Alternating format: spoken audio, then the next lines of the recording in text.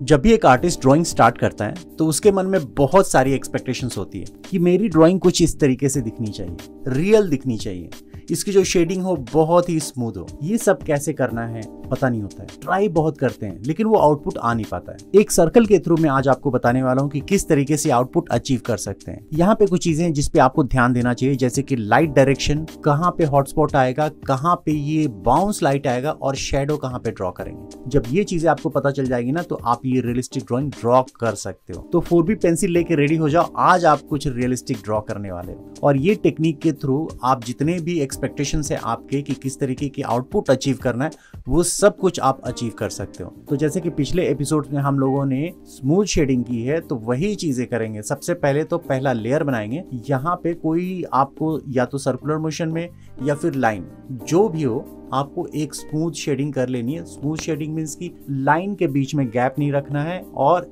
एक ही टोन आपको पूरे सरफेस पे कर देना है। तो यहाँ पे पहला लेयर जो है हमने कंप्लीट कर लिया है।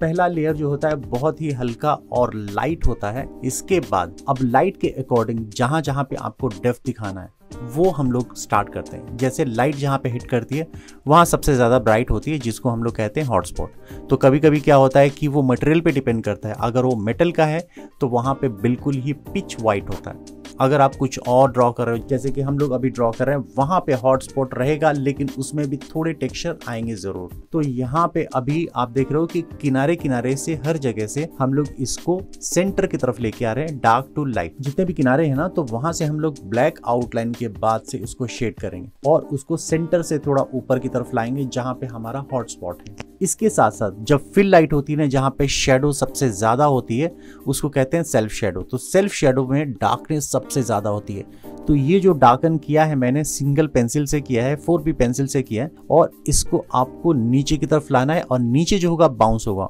बाउंस कैसे होता है? जब एक लाइट सरफेस पे पड़ती है और उसके पास जो ऑब्जेक्ट होता है उसके ऊपर भी लाइट गिरती है तो भले ही वो शेडो रीजन में हो, भले ही वो डार्क रीजन में हो, लाइट बाउंस जरूर होती है। तो उसको कहते हैं बाउंस लाइट। तो ये अचीव करना है हम लोगों को, जिसमें आपको शेडिंग तो करनी है, ऊपर डार्क होनी चाहिए लेकिन उसके नीचे ना थोड़ा लाइट रखना है और वो ग्रेजुअली होना चाहिए। अचानक से हमें एक लाइन नहीं देना है जिससे लगेगा कि अचानक से कोई शेडिंग जो है ना खत्म हुई है या फिर स्टार्ट हुई है। बिल्कुल ही स्मूथ होना चाहिए। अभी जब मैं शेड कर रहा हूँ ना तो आपको लग रहा है कि कितनी डार्क लाइन है, लेकिन वो जो डार्क लाइन है ना उसको ग्रेजुअली आपको नीचे की तरफ लेके जाना है, ऊपर की तरफ लेके जाना है। तो ये जो मैं अभी कर रहा हूँ ये हमारा फिल एरिया है। फिल एरिया सबसे ज्यादा डार्क होता है जो भी ऑब्जेक्ट पे होता है। अब इसको हम लोग ऊपर की तरफ लेके जाएंगे और जब भी हम लोग ऊपर की तरफ लेके जाएंगे ना तो एक बात का ध्यान रखना, आप पेंसिल को कभी भी एकदम डार्क प्रेस मत करना। उससे क्या होगा कि आपका लाइन बन जाएगा और वो लाइन को मैच करना बहुत मुश्किल हो जाएगा। इसके लिए बिल्कुल भले ही आपको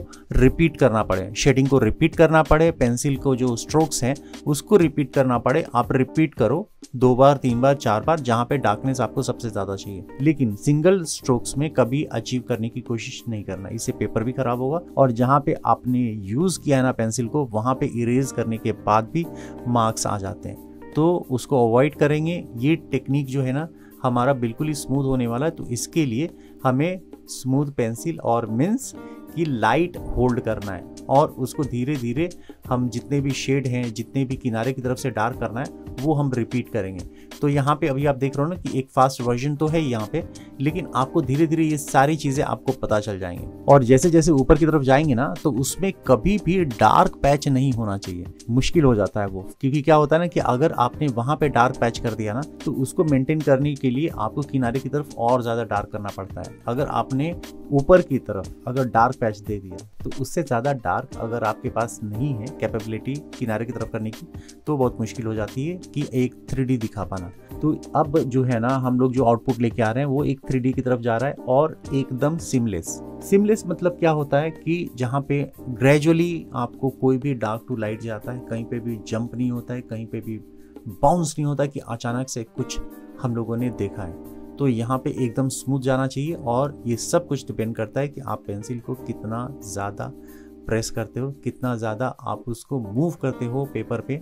अगर आपने भले ही हल्के पेंसिल को होल्ड किया लेकिन अगर आपने मूव कर दिया, रिपीट कर दिया अगर पेंसिल को पेपर पे कई जगह पे, तो वो डार्क पैच बन जाता है। तो उसको आपको ध्यान में रखना है कि प्रेशर बहुत इंपॉर्टेंट होता है कि कितना प्रेशर रखना है, लेकिन उसके साथ साथ कितनी बार आप उसको प्रेशर को वहाँ पे देते हो पेपर पे, वो भी डिपेंड करता है। तो रिपीटेशन वहीं पे चाहिए जहाँ पे आपको डार्कनेस चाहिए। अगर आपको जहाँ पे ब्राइट रखना है तो 1 या 2 बार ही रिपीट कीजिए, या फिर उसको मैच कीजिए उसके बगल वाले शेड या फिर स्ट्रोक से। अब बारी आ जाती है शैडो की। तो शैडो के जस्ट पहले एक कॉन्टेक्ट होता है जो सबसे ज़्यादा डार्क होता है। वो कॉन्टेक्ट ये डिफाइन करता है कि कोई भी ऑब्जेक्ट हमारे सरफेस पे रखा हुआ है तो वहाँ पे एक कॉन्टेक्ट बनता है जिसको कहते हैं कॉन्टेक्ट शैडो। उसके बाद हम लोग ड्रॉ करते हैं शैडो को। तो शैडो का भी अपना एक आकृति होता है, वो सब कुछ डिपेंड करता है हमारे ऑब्जेक्ट पे, और ऑब्जेक्ट का शैडो डिपेंड करता है लाइट पे। लाइट टॉप में है या बॉटम में है या फिर साइड में है, राइट में है, लेफ्ट में है, उसके अकॉर्डिंग ही शैडो इंटरेक्ट करता है लाइट के अकॉर्डिंग।